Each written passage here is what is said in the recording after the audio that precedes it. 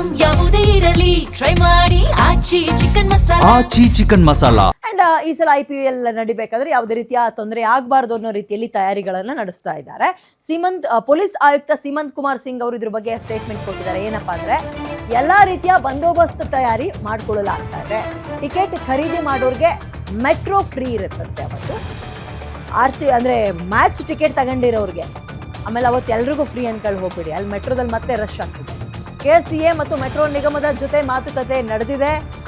ನೀವು ಟಿಕೆಟ್ ತೋರಿಸಿದ್ರೆ ನಿಮ್ಮ ಆನ್ಲೈನಿಗೆ ಬಂದಿರುವಂತಹ ಟಿಕೆಟ್ ಆದರೂ ಸರಿ ಅಥವಾ ಇದು ನಿಮ್ಮ ಕೈಯಲ್ಲಿ ಟಿಕೆಟ್ ಇದ್ರೂ ಪರವಾಗಿಲ್ಲ, ನಿಮಗೆ ಮೆಟ್ರೋದಲ್ಲಿ ಫ್ರೀ ಬೆಂಗಳೂರಲ್ಲಿ ಎಲ್ಲಿ ಬೇಕಾದ್ರೂ ಓಡಾಡ್ಬೋದು. ಪಾರ್ಕಿಂಗ್ ವ್ಯವಸ್ಥೆ ಇರುತ್ತೆ. ಪ್ರತಿ 3 ನಿಮಿಷಕ್ಕೊಂದು ಮೆಟ್ರೋ ವ್ಯವಸ್ಥೆ ಮಾಡಿಕೊಡ್ತಾರೆ. ಕ್ವೀನ್ಸ್ ರೋಡ್ನಲ್ಲಿ ಕಂಜೆಸ್ಟೆಡ್ ಇರೋದ್ರಿಂದ ಅಲ್ಲಿ ಎಂಟ್ರಿ ಇರಲ್ವಂತೆ. ಒಟ್ಟು 28 ಎಂಟ್ರಿ ಗೇಟ್ಗಳನ್ನು ಮಾಡಿಕೊಳ್ಳಲಾಗಿದೆ. ತಜ್ಞರ ಸಮಿತಿಯಲ್ಲಿ ಇದ್ರ ಬಗ್ಗೆ ನಿರ್ಧಾರ ತಗೊಂಡಿದ್ದಾರೆ ಅಂತ ಪೊಲೀಸ್ ಆಯುಕ್ತ ಸೀಮಂತ್ ಕುಮಾರ್ ಸಿಂಗ್ ಅವರು ಹೇಳಿಕೆ ಕೊಟ್ಟಿದ್ದಾರೆ.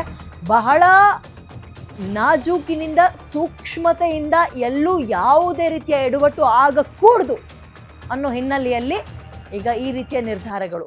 ಇದರಲ್ಲಿ ಅರ್ಧದಷ್ಟು ಸೆಲೆಬ್ರೇಷನ್ ಟೈಮಲ್ಲಿ ತಗೋಬಿಟ್ಟಿದ್ರು ಕೂಡ 11 ಜೀವಗಳು ಹಾರಿ ಹೋಗ್ತಾ ಇರಲಿಲ್ಲ, ದೀಪ ಹಾರಿ ಹೋಗ್ತಾ ಇರಲಿಲ್ಲ ಅವ್ರ ಮನೆಯಲ್ಲಿ.